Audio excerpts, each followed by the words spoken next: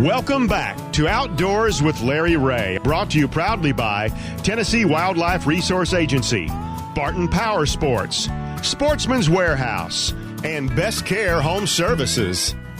Hey, welcome back to Outdoors with Larry Ray on this March the 16th. And good morning to all you folks in Brownsville, Tennessee on 1520 AM and, of course, on 95.3 FM. And good folks on News Talk 24/7. That's right. 101.5 in Jackson. And all of our good friends here on ESPN 790 in Memphis. We have Frank Barton from Barton Power Sports, which is now in the process of relocating from West Memphis to Marion. Yeah, just the West Memphis one. Everybody else is intact. Oh, everybody else is intact, yeah. And that's a tactful way to say it right now. Okay. And Indian motorcycles are still going good. We're still on Mount Moriah here in Memphis. You better be. You still got the billboard out there, you know. And of course, John Gordon has stepped in on this Thursday. This March 16th, and we appreciate John slipping away from Ducks Unlimited. Talk to John a little bit more, but we have Andy Tweed in with us this morning, and we've been wanting to get Andy on the show for a long time. 26? Right at 26 years. Right at 26 years. And you know, I look around, and a lot of my friends on the TWRA have taken retirement. Mm-hmm. I mean, they're just dropping like flies up there at the Region 1 office, which they don't call Region 1, West Tennessee, and Alan Peterson is gone. Robert Smith is gone. Hamilton's gone. I'm trying to think of all these ones that, of course, Gabbard's gone, and you're still here. I'm still here. Yeah. I'm still here. And you're trying to make it to 40 years? Is that what you said? I'm going to beat Ronnie Shannon. You're going to beat Ronnie. I'm going to go to 58 years is what I'm going to do. Yeah. He started when he was 5. He was in kindergarten, yes. Yes, he was, and in special classes. I know that so let's get back. Talking about interesting things that have happened to you. I know that a lot of folks think of wildlife officers as just the bad guy, the one that gives tickets and things along that line, and don't realize you guys you just worked 8 to 4, right? Isn't that your job? You know, I'm getting about like my bank. They only work. It seems like they get there at 11:30 and about 11:45. They've pretty well put in a full day.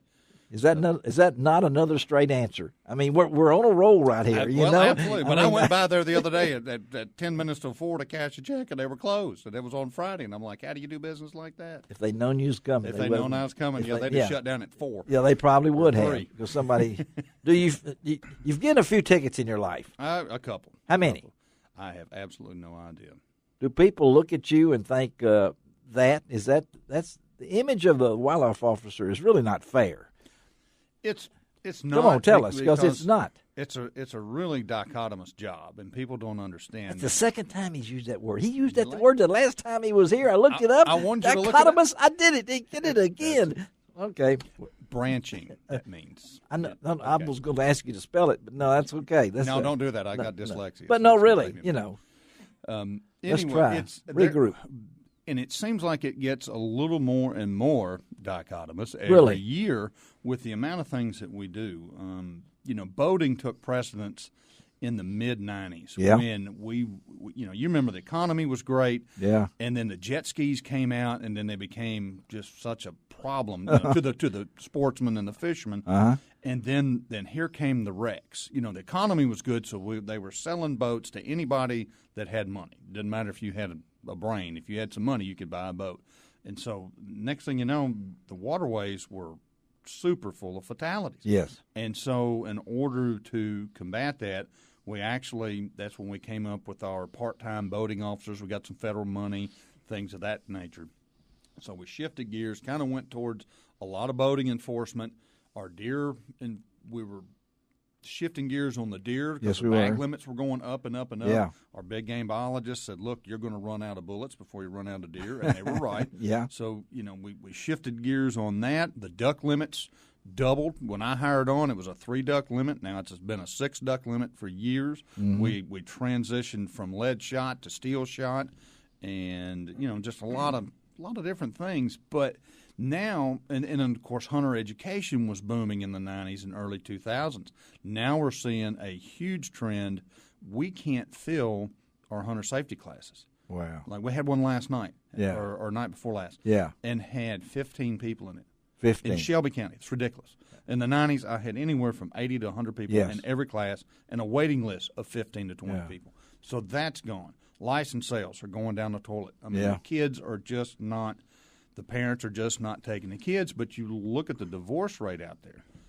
We're at 70+% divorce rate. Yeah. We've got split families left and right.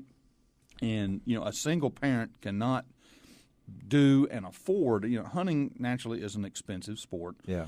And to get into a duck lease or a deer lease or something like that, that is a lot of your extra money. And then, of course, the parents are wanting the kids to have a better education, and private school is ridiculous. So you have to forego the duck club, the deer lease, and things of that nature to make sure your children have an education. But our kids, the computer age and the computer games and all the handheld games. And You've been through them all, yeah. Little devices, Yeah. That's really taken away from what the kids used to do 20 years ago, 30 years ago. If they don't have a mentor, absolutely, or anything like that, and they need, young males need a strong male dominant leader in their lives. The females need the same thing. The young girls need a dominant female, yes, and then also a dominant male.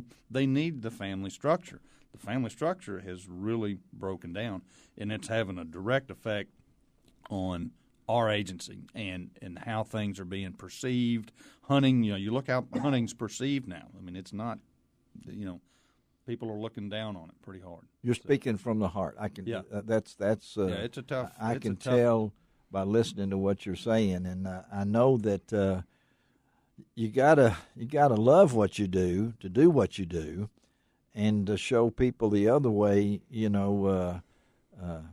I've always thought maybe if you guys didn't wear camo shirts, that you might be less, something out there. But when you pull up behind, because you are a law enforcement, you spend your time from the law side, and you do a lot of other things that you show up at. Now you should be at my church tonight. We'll be there. Somebody will be there. Absolutely, I'll for be the there. TWRA with a vendor at Bartlett Hills Baptist for our Wild Game Dinner tonight. I will be there, and I will have that blown up archery target see there? for the kids. That's the important thing.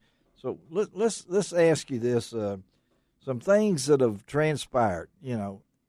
Andy became the Manatee Man. I still remember that. I mean, that's one of the time the Manatee came up the Mississippi River, ended in McKellar Lake. You have become the Black Panther or the Cougar Man. Mm-hmm. Anytime that there's something that goes on, you're in the camera. I'm normally in the middle of it. You right? really are. Yep. And so look back now and say some of what are some key moments that you remember? All right, the flood of 2011, and we're probably going to have the flood of 2019 is what it's sure looking like. Yeah, all right. And I'm pretty concerned if the weather systems continue like they are for the next month and a half, and we're not in the heavy rainy season yet. That's right. Yeah, Frank shaking his head. Yeah, late April and May, we get those 3 to 5 inch rains back to back. About every other day. The ground is so saturated now. Walking anywhere, if you don't have hip boots on, yes, you're going. Yeah. I mean, you're doomed. So the 2011 was a very big impact. It showed me how powerful, and we don't realize how close we came to an enormous natural disaster. I mean, rivaling what happened at Katrina. Yes. Yeah. So with the amount, it'll quadruple the amount of property that will be flooded if we lose. And that comes under your jurisdiction. Absolutely. I mean, we were already helping evacuate people. There were several trailer parks and stuff. There was one lady that worked at Avery back in the day, and her mother was in one of the trailer parks that got flooded, and then completely, all those trailer parks were gone. Yeah. And that kind of hit home. You start knowing people whose families are getting displaced from this. Yeah. And we're right on the cusp of it right now. So, again, we're talking to Andy Tweed here on Outdoors with Larry Ray. A little over 26 years with the TWRA, based right here out of Shelby County, and particularly, I guess, Southwest. Are you? Are y'all? Well, we redistrict right after Ronnie left, about a year. So after Ronnie left. you're all three of you guys. There's three of you. Are all Ray McMillan, and Jeff Jeff, Beach. and you. So you're not designated in one area of Shelby County. You could take calls at any time. Absolutely, yeah. I can handle calls for Ty and Fayette County, or go all the way up to Madison or wherever. Yeah. But our district goes from here to Reelfoot Lake now, so we've got a long, it's a long way. But typically, I stay in Shelby, Tipton, Fayette, and a little bit of Haywood, and that's about as far as I need to stray because it's a big territory. You've got the Hatchie River and the Mississippi River, so that's in the Wolf. Waterways, I think, are really your thing. I mean, it is. I'm a water dog. I was are. Actually a fishing guide in the summers when I was in college. I was out in Yellowstone Park and was a fishing guide on the lake, and that lake is enormous. Yeah. So I spent all summers, all the time, out fishing for trout and the whole deal out there. So the water is part of your. It is. It's part of my heritage, and then I've duck hunted ever since I was, good grief, 6 years old, and then we smallmouth fished, and we kayaked, and we had whitewater and stuff that we did in East Tennessee. And then once I got to college, I went to Reelfoot and Crockett Bottom and those places and went bananas over, lily. I was intrigued by lily pads and cypress trees. Well, 8 years, you ought to be intrigued with a lot of things. That's right. I would have stayed another couple of years, but they said I needed to go. So. Oh, my goodness. Well, I got to ask you this before we let you go, and I appreciate you stopping by and being with us. Hutch has changed your life, too. Oh, absolutely. Tell us about Hutch. Well, my girlfriend at the time came home to the house one day and said, "Well, guess what?" And I said, "What?" She said, "Well, I'm pregnant." And I said, "Okay, well, so we need to get married." And so we got married, and luckily had a beautiful little baby boy.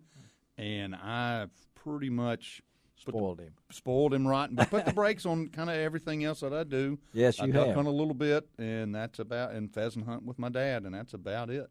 And other than that, it's he and I, and we just like.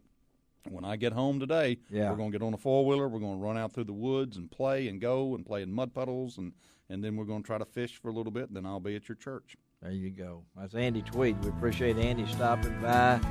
See you in 26 years, Andy. You stop back by here again. Okay, I'll do it. We're both wheeling in. I'll be in my walker. You'll be in there. I'll be in one, too, and I'll have Hutch wheel me in here. Oh, yeah. All right, Andy Tweed, appreciate him being here. We're going to take a break, come right back. Andy's going to slip out of the room, or he could go in the corner and sleep, whatever he wants to do. We're going to come right back on Outdoors with Larry Ray.